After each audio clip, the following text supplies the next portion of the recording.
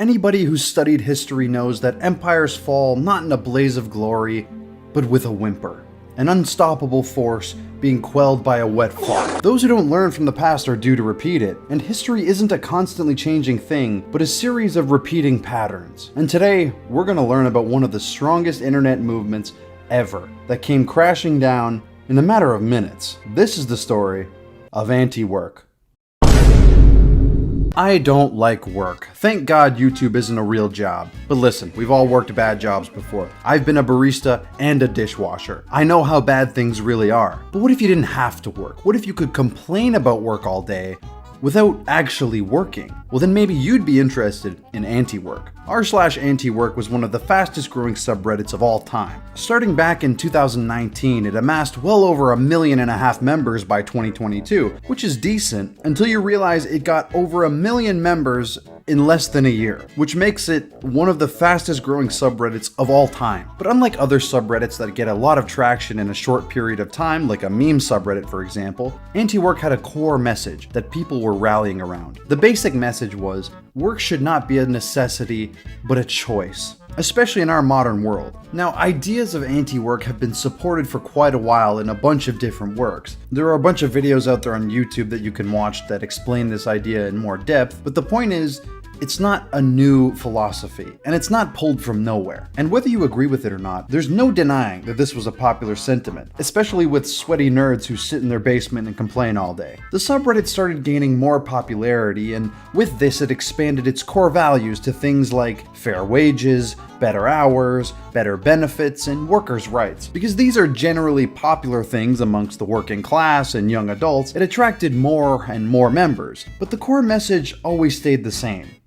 Abolish work. It's around this time the member number started to skyrocket, and now it's big. So big that they can actually make changes. Wait a minute, this isn't in the normal Reddit video script. One of the big ones was the Kellogg's boycott, where Kellogg's workers went on strike, and Kellogg's just decided to hire more workers instead of paying their old workers a fair wage. Redditors then crashed Kellogg's website with fake applications, and demanded Kellogg's pay their employees more. Kellogg said nope, and then people got even more upset. This got so massive that even the president commented on it. Eventually Kellogg's caved and the workers won, so naturally Antiwork took all of the credit for this, and while I don't think they were fully responsible, it was a nice thing to see, and most importantly, it grew their numbers even more, which gave them a bit of an ego, to put it lightly. Now, if you've watched this channel before, you'll know that once something gets big enough, it usually goes down the tubes, whether that's in quality or up in flames in a nosedive.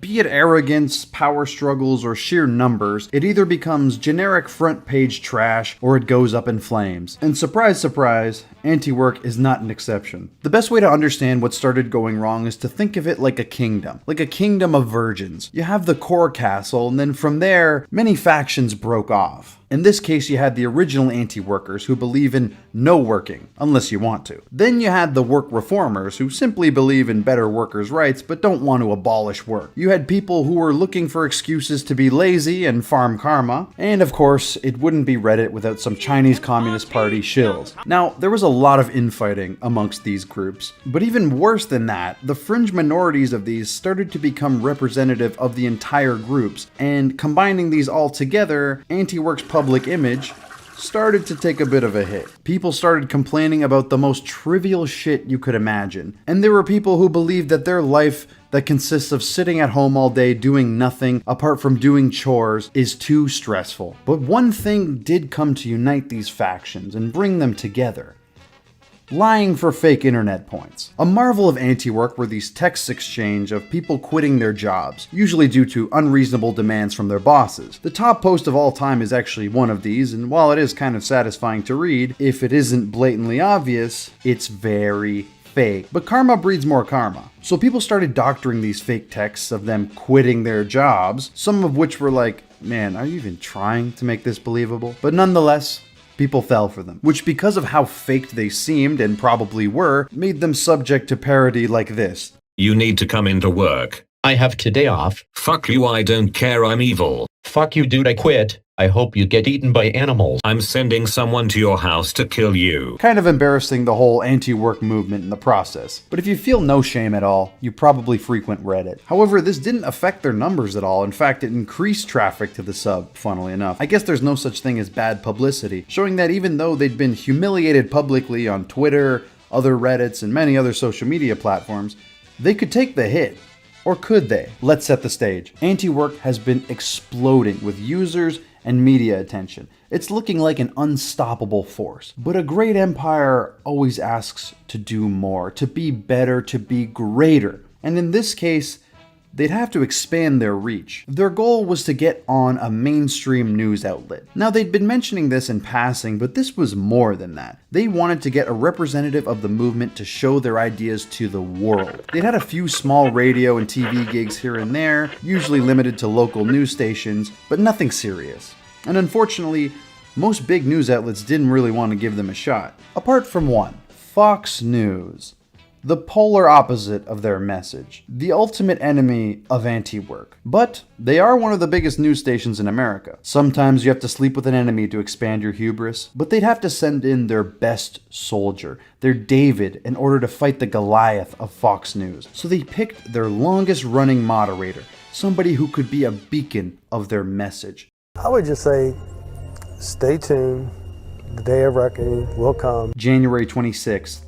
2022, the day of reckoning. They eventually got the spot on Fox News, and, well, let's get into that. Now let's break down this interview because it's a doozy. First off, the man giving the interview, Jesse Watters, Fox News anchor, and while not the top dog, definitely a known face. Now there's a chance you might recognize this guy even if you don't watch Fox News. This is because he conducted the legendary BG Cumby Antifa interview, where he pretended to be an Antifa member, essentially making a mockery of everybody involved, and it's a very funny interview. Was the horse a racist Trump supporter? Yes. But Watters has learned from his mistakes, as you're about to see. He's also known for bringing in these ridiculous characters to make fools of themselves in kind of a trollish way. A red flag for sure, but it's an obstacle they would have to overcome. Hello, my majority male audience. Did you know that 2 out of 3 of you will experience hair loss by the time you're 35? That's where today's sponsor, Keeps, comes into play. Keeps is here to deliver you generic pharmaceutical meds at half the price of the other companies. It'll ship right to your door, and they have 24/7 care and support, so if you ever have any issues or questions, you can always contact them about your hair loss. To get 50% off your first order, go to keeps.com/ghostgum or click the link in the description. That's keeps.com/ghostgum. And with that, let's get back into it. Now let's talk about the interviewee, Doreen Ford.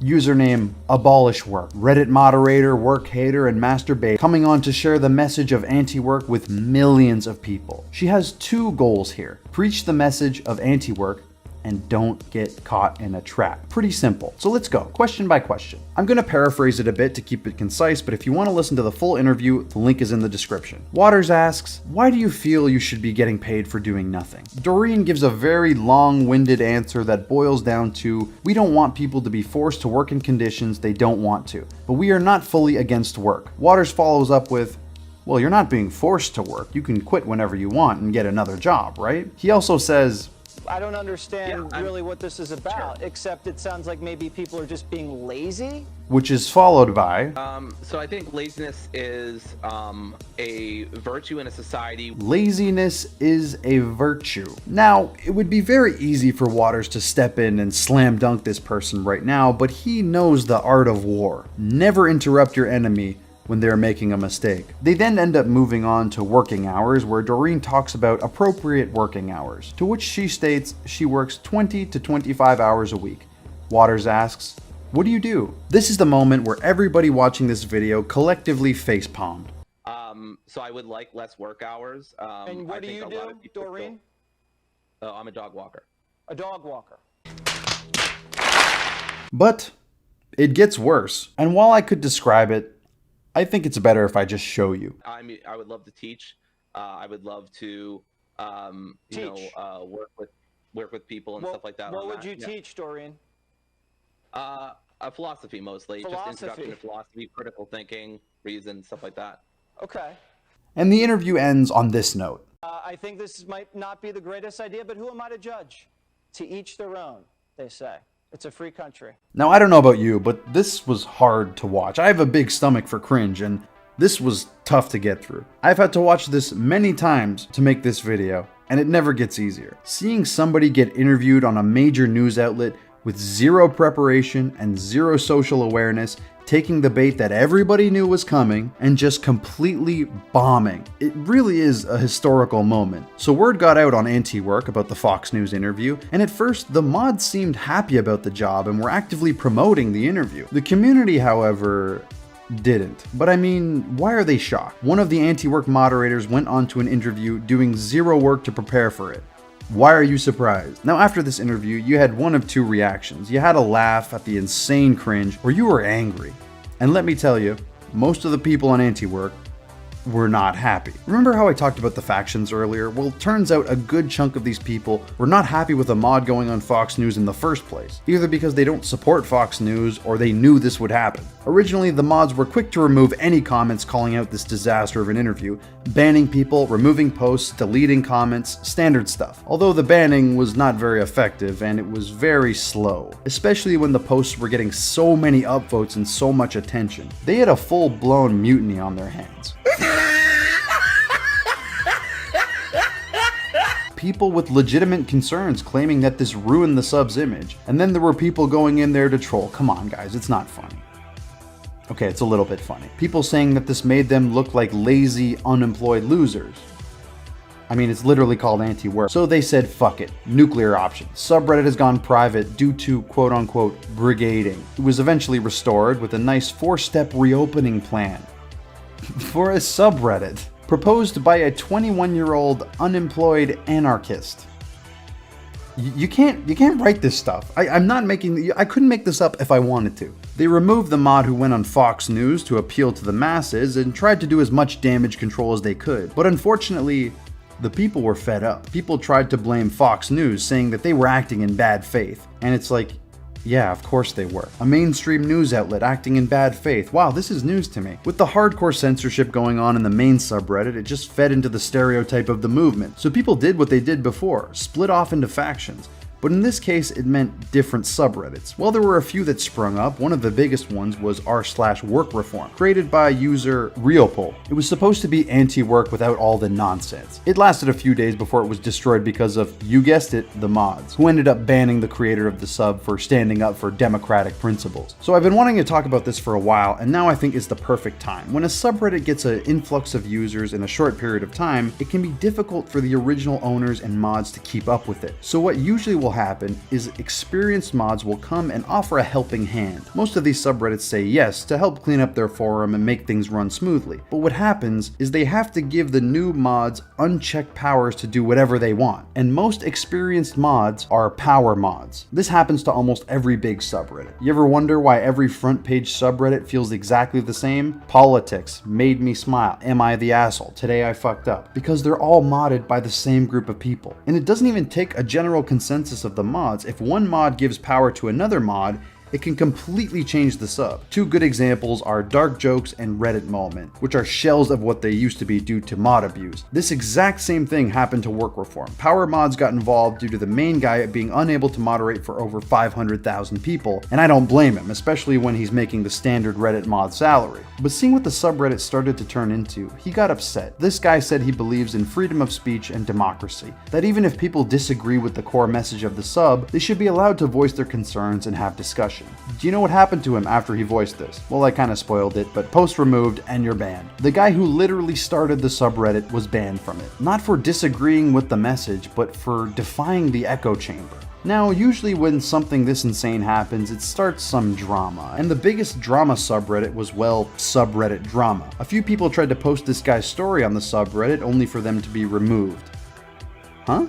Well, it turns out that the owner of subreddit drama is buddy-buddy with the owner of Antiwork and now Work Reform. So any posts trashing Antiwork or the mods would be removed or archived. Just complete corruption at every level. And, well, that's it. The anti-work movement didn't battle it out until the 5th round. It made it to the big leagues and was KO'd right at the start of the 1st round. And while it's still up today, The posts are even more pathetic given the circumstances. I'm not saying it's dead forever, maybe it'll come back, but it's in dire straits. While work reform and all the other split-off subs exist, they're nowhere near as close to what Antiwork was at its peak. r/Antiwork, a tale of mods tanking a sub, which at this point should be a Greek epic, given how it's the story arc of so many subreddits. And yeah, I think that's it. I'm not forgetting anything about the mods or the one who went on Fox News. Oh my god. Allegedly.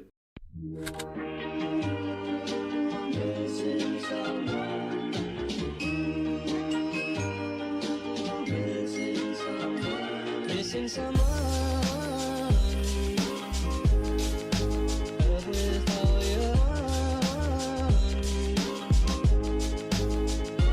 Missing someone.